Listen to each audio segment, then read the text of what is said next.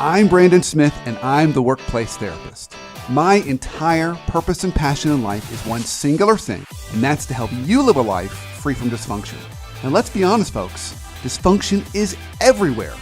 Our bosses, our coworkers, our neighbors, even that grumpy barista that pours your coffee.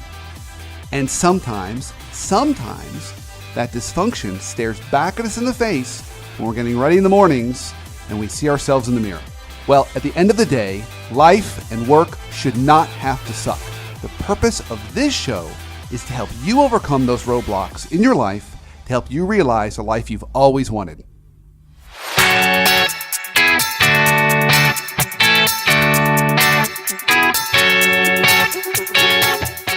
This is the Brandon Smith Show. I'm your host, Brandon Smith, and the entire purpose of this show is one singular thing, that is to make you have a better life and a little bit less dysfunctional. So I'm excited for our topic today because our topic fits into this just perfectly. The topic for today is answering this singular question. How can you tell if your workplace is toxic? Not just dysfunctional, because everybody has some little bumpiness in all workplaces, but toxic, which is a little bit different. And then what can we do about it? So to help us answer that question, I have an awesome guest today, Julie Smith. Julie, how are you? I'm doing great. How are you, Brandon? I'm doing awesome. Julie is an HR expert and just pro at this. So she's going to help guide us through this a little bit. So Julie, why don't you tell us a little bit about what you do today, and then give us kind of the 3-minute version of how you got here, how you got doing this. So I am the founder and president CEO of a local Alpharetta human resources service provider. And we're a small company. We work with small and medium-sized companies to really handle anything that they need help with that falls under an HR umbrella. And that might be from pre-hire, hiring practices, documentation, training, safety, legal compliance. So everything under the umbrella of HR, you're basically advising companies on that. Exactly. And I know you do a lot of that both in kind of the Atlanta area, but you also do a lot of that in California. California and New Mexico, And Oregon. And okay, so you've got clients all over the place, right. Which is one of the reasons why I wanted to bring you here, because there's different, while some things are the same in all places, there are also different rules in that's true. different places. So it would be interesting to get your perspective on that. How did you get down this path? How did you find yourself going down the HR world? Was that intentional, or did it just kind of happen? Yeah, I don't think anyone who's in HR gets there intentionally. That is everybody I ask tells me that same thing. They're like, I did not really plan for this. It just kind of happened. So it's an interesting story, but I straight out of high school, I started working for an employment agency, and my job at 18 years old was to take all of their manual files and put them into a computer, and nobody knew anything about computers. And, at that point they weren't even being taught in schools, but I knew how to do data entry, which gave me a step up in the employment, list. Yeah. And so I learned through that system or through that employment that what I wanted to do was be on the other side of the table, not the person selling the services, but the person that they're meeting with. And so I went to school, learned as much as I could. Still couldn't get a job in HR though, because I didn't have the experience. And I took a temp job because there was an HR manager who went out on maternity leave. I was supposed to be there for 4 weeks, 5 or 6 weeks. She never came back. They hired me. And at that point, I just bought books and, watched videos and learned as much as I could about it, and then just continued on that career. And then ultimately, now you're helping advise companies. Okay. Yeah, and we've been in business for 10 years, and I left a manufacturing company. I'd been out for 10 or 11 years and started this business in California and then moved it to Georgia. Super cool. Okay, all right, so let's take on this question, because I hear this all the time, both from listeners, clients of mine, and they'll say, hey, I'm in this situation and it's really not cool. And is this like a really toxic thing that, is crossing the legal line, or is it just not cool? So to help us, What are some of those criteria when you think about toxic, or you're advising clients on either side, either on the employee side that they should be thinking about or on the employer side? What are signs of toxic? There are so many signs. Like, how much time do we have? So I think that, a lot of times, like, we want to know in the workplace, we want to know, the fact that I hate everybody and everybody hates me and I hate getting up to go to work, is that normal? And because in some environments, it's normal. Like, they feel like it's normal because that is the environment. I think that, the first thing you have to look at in identifying a toxic environment is, what's the communication like? So, and that comes from top down. So the how management sets up communication styles, identifying a language, if you will, that everyone's speaking the same language and holding each other accountable. And that brings people together to be more on the path, the strategic path that the company is on. So where people will do whatever it takes to help the company be successful. So we don't see that. It's the breakdown is in communication. It starts from the top. So I'm hearing you say it's communication, and underneath that I'm hearing transparency in communication, yes, and also consistency in communication. Exactly. So in terms of the transparency, I have clients, that we work with, across the country, who there's sort of an us-them mentality, and so the management team has these certain privileges, and then there's everyone else. And so this is a division. And when I coach them to, include your employees, they want to, if you tell them and share with them how the company's performing, what are the sales goals? What are the production goals? Are you meeting lead times? Are you getting shipments out? What's the quality? And if you share that information with your employees, you're sort of rallying the troops. And then the employees will step up. And they will help. And if they know what it is that you want from them, like what the ultimate goal is, they get this feeling of, I'm part of this. I'm contributing to the success of this company. Otherwise, they're just doing a job. So how about the idea of consistency plays into this? And I'll tell you where I'm coming from. I saw a study, this was probably 6 months ago, and the study was on what's the worst kind of boss to work for. And I expected the study to say, like the super negative boss. Like if you work for her or him and they're super negative, they're like the worst. The ones that just come in yelling and screaming every day. Actually, that was number 2. Number 1 was basically the manic boss. The one that's super inconsistent. That one day they're coming in and it's a party, right, and the next day they're like, I'm firing people. Like that created much more anxiety in people than the predictable mean boss. Yeah, it's like the Jekyll Hyde kind of.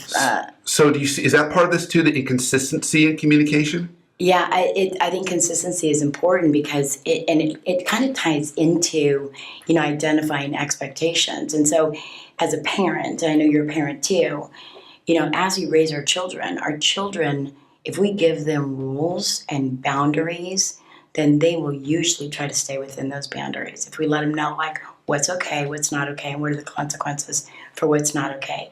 Employees need those boundaries too. Your kids usually stay in the boundaries? Yeah, well, 3 out of 4 of them do. So I may have to work on that. We've all got a rebellious one. So but if you give them boundaries, this really helps. And this comes along the lines of, policies and procedures, safety manuals, employee handbooks, but it just having those things in place in writing and have employees sign them is one thing.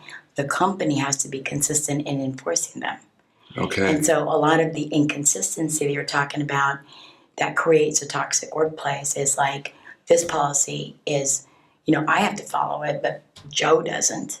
Yeah. Like, it's good for me, but it's not good it's good in place this week, but not next week. Okay, so I'm hearing in this consistency and transparency in communication and action. Yes. Is really important. Okay, well, what else? What's another sign that I would say, this place is not just normal dysfunction. This is like toxic. This is not good. There's liability here. Yeah, so I would say the third is interpersonal relationships and what those relationships look like. And when you look at when you take a job, you spend at least 8 hours a day, at work, and it might be 9 or 10 hours a day. Sometimes it might be a Saturday or a Sunday. And so these people that you work with wind up being people that you spend more time with than you do with your family. Yeah, we spend the majority of our waking hours in our life working. At work. Yeah. And so, and even when we're at home, we're emailing or texting or we're on phone calls. And even when we're on vacation, oftentimes, you might be in, at a resort in, Cancun, and you get a call from your boss, you get a call from a coworker. And so there's constant communication. Yeah.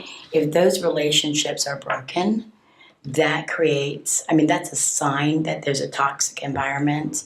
It also impacts productivity. That you have more workers' comp injuries, work-related injuries and illnesses. You have more absences when those relationships are not strong. Oh, interesting. So when those relationships are broken, you'll see those other things get affected. Right, and those are tangible things that have workers' a comp dollar value, wow. attached to them. This is helpful. Can you think of an example? Can you think of this? Has there been any time, a story or a client you worked with in the past, you think, of course, protecting all the innocent, and maybe they're not so innocent, but what would be a good example of this? I can actually give you a really good example. There's a manufacturing company that we worked with, excuse me, and we did some communication programs with them, and they definitely had a broken system. And during this program, we allowed some of the attendees to, talk about some of the things that were bothering them about their work relationships. And there was a woman who said she needed to talk to a man that was in her department. He happened to be in the room, so I said, speak to him. And she said, I come in the morning, we work together for 10 years.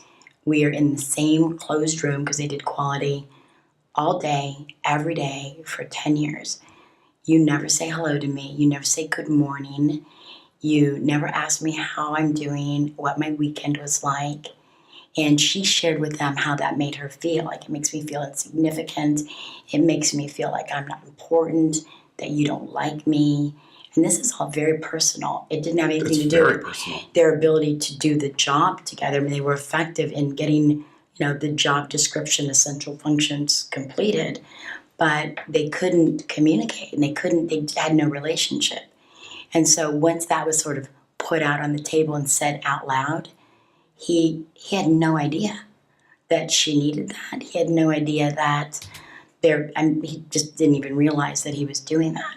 And so that changed because he was now aware and their relationship became stronger. That's a great example. In the workplace. I can't imagine that. I can't imagine going into office, sitting next to somebody for 10 years and having them not even acknowledge my presence. Right. And you see, people who gather at the office cooler, if you will, the proverbial office cooler, and they're gossiping about, not just about other employees, but just sort of spreading drama, but gossiping about the company. Like, can you believe management did this? And so that's another area to look at in terms of identifying, is my workplace toxic?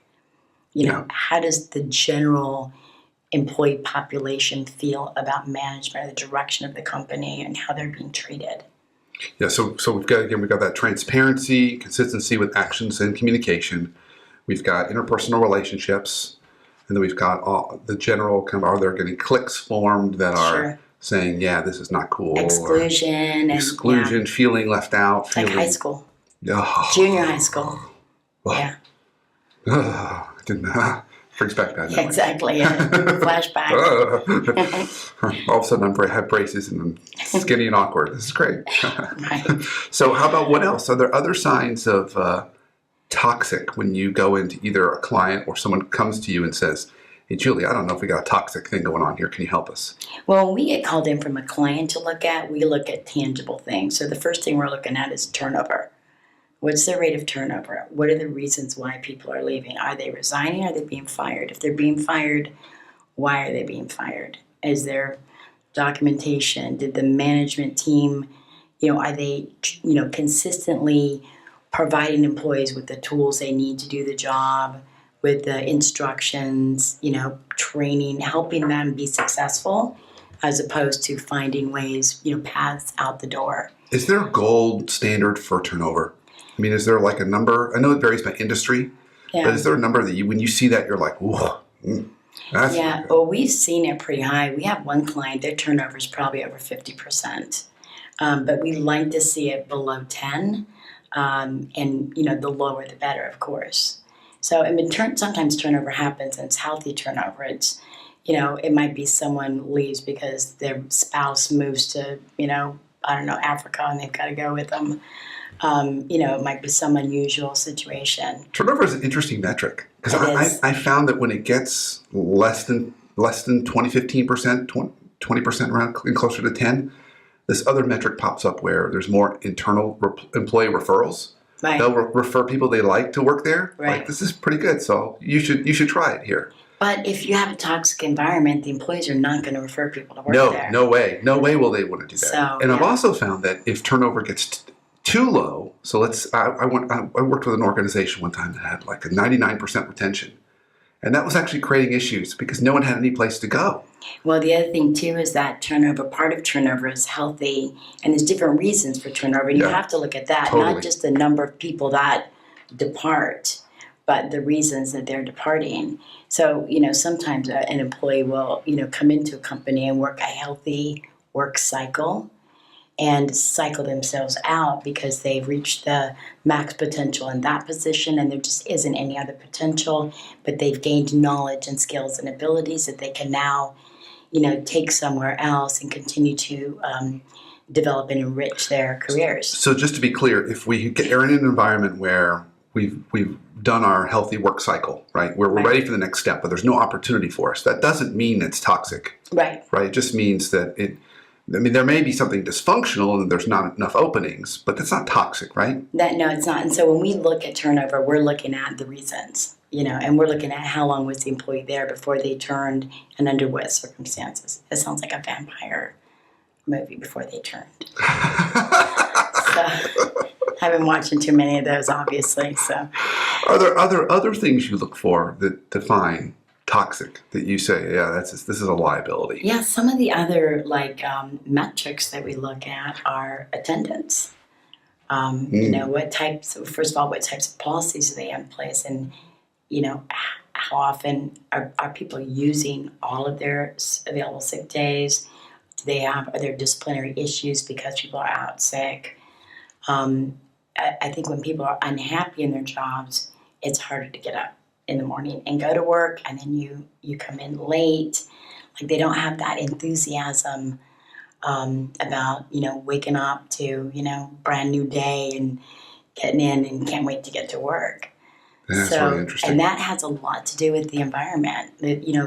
Lately you see a lot of companies who are redesigning the work environment. So I just read an article on, and I wish I could remember the company, and probably one of your listeners will know, a company that designed their cubicles, designed their workspace to be pet friendly. And so the cubicles, instead of carpet, it has the fake grass, the artificial turf. I'm following you. In the cubicles, and every cubicle has one of those doggy gates. So, you can choose to have a cubicle in the pet-friendly area or in the area that's not pet-friendly if you're allergic, or, the floors are all, floors that are designed for spills and, easy to clean up. And so, they have pet policies, and, they can bring their dogs to work, under the rules of the policy. So, for millennials, for example, a lot of them don't have children yet. And so these pets are their children. That's their family. Yeah. And so as part of that work-life balance, it includes, single people or married people without children who have pets who have sort of replaced that, replaced the lack of children. So that would be a way to try and find more opportunities and creative ways to get people engaged, to enjoy coming to work, right? To feel like it's more integrated with their life, because I think that's a big trend overall for us, is that work and life, there's not the clear boundaries anymore. Right. It's all just kind of blurring together. Yeah, even you're seeing a lot of unlimited vacation policies, and there's pros and cons on that, or unlimited time off. Ideally, those kind of policies are for exempt employees, management employees. It kind of makes sense because as a management employee, do you want, well, first from an employer standpoint, do you want your managers, senior managers, to go away for 2 weeks and have zero contact with them? Like they're not checking emails, they're not answering phone calls, they're not, and like complete, like shut it down. And for a pay policy to technically work, they have to be free from work duty. If they do any work during the vacation, essentially they should be paid for it. And as an exempt employee, it's for the whole week. It's not for bits and pieces. And depending on where you are, it might be for the whole day. And so the policies are set up where you can take as much vacation as you want, but we're not cutting the lifeline. And so, they go on vacation, but if somebody needs to contact them, they have to respond. What's your thought? Is that okay? I think it depends on the environment, but I think it's actually really healthy, and it's good for, it's good for morale. And if you need to take some time, and let's say you're a senior vice president at a company, and you've used your 2 weeks, and you need to take a 3-day weekend because your kid's got a out-of-town soccer tournament. You don't want to be in the position that you're battling with the company or have to take a non-pay or, something like that. You want to have the freedom. And if you're doing the job that you're supposed to be doing, if the results are being delivered, then it doesn't matter if it takes, 10 hours a week to do that or 80 hours a week to do that. You mentioned a good word in there, freedom. And I've always viewed freedom and responsibility as kind of siblings tied at the hip. Right. So if you have more freedom, then you have to take more responsibility. Right. You want less responsibility than less freedom, or less freedom, less responsibility. So I'm hearing you say. Yes. You can have more freedom. That means there's more responsibility to get your job done, to coordinate how that's going to work. Right. And the policies can be written these plans can be drafted to cover for those who take the freedom but don't take the responsibility, like take advantage of that freedom. Yeah. So there's ways that they could be worded. Okay, so I got another question for you. Okay. This one I've seen go toxic fast. Let's talk about nepotism. Okay. So what's your feeling on companies allowing spouses to work there? And then even your experience of family-owned businesses, because I've seen those be either wonderful places to work or really messy places. Yeah, and it really depends on the family and the family dynamic. So in general terms, I like nepotism policies. I like... So we talk about nepotism policies. We're saying, you want to spell that out for us? Okay, so a nepotism policy could be, and ideally would be a policy where, a spouse, two married people can work for the same company, but they cannot work in a situation that creates a conflict of interest. And so that would be, if I was working with my husband, that my husband, I could not supervise him. Yep. Somebody else would have to supervise him. And that our jobs could not be such that there's, any potential for me to provide influence over his wages, work schedule, benefits, anything like that. So as long as that separation is in place, then I think it's fine. We have situations, though, where two people start dating at work, and then they become married, and they happen to be one reporting to the other. And that's just got all kinds of big red flags all over it. So that's a little scary situation. But we write policies that address that as well. Yeah. Okay, so I've got last question around this, and we're going to move to kind of the life hack question. Okay. All right, so now I'm going to go on the employee side. I often have individual clients come to me that are sitting in that seat, and they could be managers, directors, whatever it is, and they think they're in a really bad situation. What are the fire alarm phrases they need to use with HR that triggers an investigation, that gets attention? So, for example, is it bullying behavior, hostile work environment? What are the phrases that if you use with HR or put in writing, that can actually create action? Well, attorney is Attorney is probably the big one. Lawsuit always works. Yeah, I mean, if you say that, HR starts going convulsions, and they had to start getting hives and that sort of thing. But if a company is set up correctly, their HR is set up correctly. First of all, you're not going to have toxic environments if they have a good, solid HR department. Yep. But if it's set up correctly, then it's going to have policies that address behavior in the workplace, that address expectations, which includes workplace bullying. And this is the big, we're writing abusive conduct policies like right and left. And so workplace bullying, discrimination, sexual harassment, abusive conduct, in just a number of protected classes, but not even just protected classes, but understanding about diversity and respecting diversity and differences in people. It's about respect. Yeah. So if those policies are in place and there's proper training, then you're not going to have issues where somebody has to go to HR and say, fix this or I'm going to file a lawsuit. The truth is, an employee doesn't have to go to HR. They don't have to tell them at all. Oh, really? They do not have to notify HR. They can go directly to the EEOC and file a complaint with them, and the EEOC will hear it. They'll send, notice to the company that says, complaint has been filed against you. You have 30 days to respond as the employer. And then they decide if they're going to issue a right to sue letter or not. You can go directly to an attorney. So you don't have to go through HR. If you go to HR, the idea is because you want help, and HR can help you. And so in terms of, terms, sexual harassment, discrimination, you can use terms like racial or religious or, a number of these protected class terms.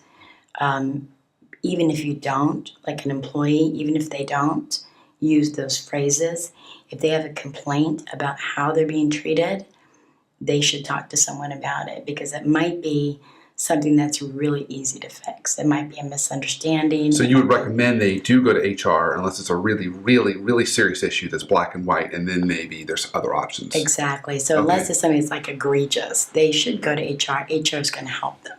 Okay, fantastic. Okay, so now I can't let you go without a life hack from you. What was one life hack you've got for us that would help us make our lives a little less dysfunctional, either on the personal side or the professional side?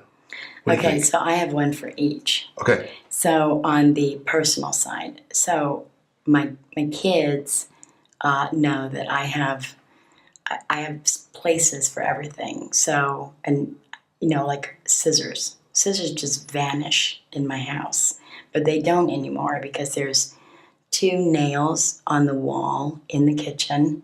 There's one pair of scissors hanging on one nail that anyone can use to cut paper for school or a project.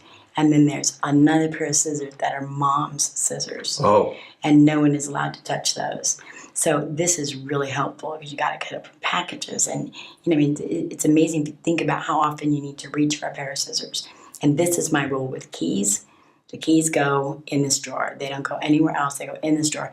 And the idea of that is I've spent enough hours in my life looking for things that I've lost. Where's my cell phone? Where are my keys? Where are the scissors?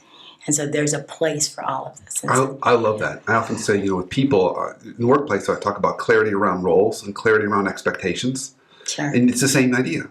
You just said the scissors go here, and this is kind of how you're to use them.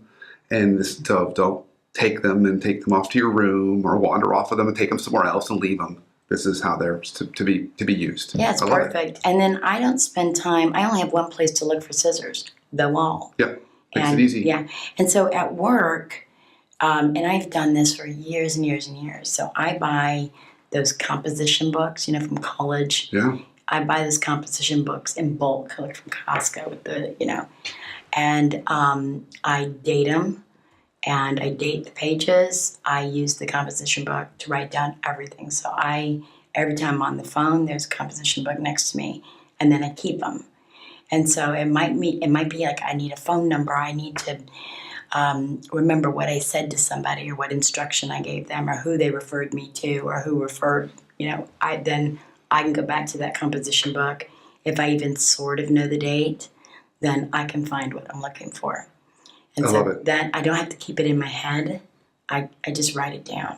It allows you to take all that good stuff in your head and put it somewhere else. Right, yeah. So there's already enough in my head. It's a nice kind of old school backup system. Yeah. So there's only enough room for the voices, not I've got some of those. Sometimes the voices take the form of Isaac, my producer, and he's in my head whispering things to me. Yeah, sometimes there's things in your head you do not want there. So yeah, it's true. Julie, this was awesome. Thank you. Thank you so much. So here's what I heard today. I heard that some of the things we can do to make our workplaces a little less toxic is on the leadership side, be more consistent in our communication, more transparent in our communication and actions. Policies are great. Nepotism policies and other policies are fantastic to help with that. And then on the employee side, you don't have to always go to HR if there's a problem, if it's egregious, but going to HR can be a great way if you're looking for that help. Right. So thank you for all that. And then, of course, your life hacks of everything having a place and using those composition folders is great. All right. So thank you for listening. Thank you for watching today. Continue to join the battle of fighting workplace dysfunction and life dysfunction every week here at 9 a.m. Tuesdays Eastern on Facebook. So you go to Facebook Live /Brandon Smith WPT for the Workplace Therapist, and a new episode every Tuesday. And go to my website, The Workplace Therapist, for additional resources that can both help you and your organization on making your workplace a little less dysfunctional and a little more productive. Because at the end of the day, work and life should not have to suck. So until we speak again, have an awesome week and an awesome life.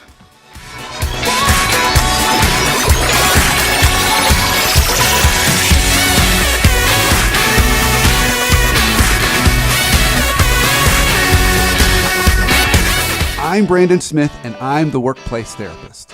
My entire purpose and passion in life is one singular thing, and that's to help you live a life free from dysfunction. And let's be honest, folks, dysfunction is everywhere. Our bosses, our coworkers, our neighbors, even that grumpy barista that pours your coffee. And sometimes, that dysfunction stares back at us in the face when we're getting ready in the mornings and we see ourselves in the mirror. Well, at the end of the day, life and work should not have to suck.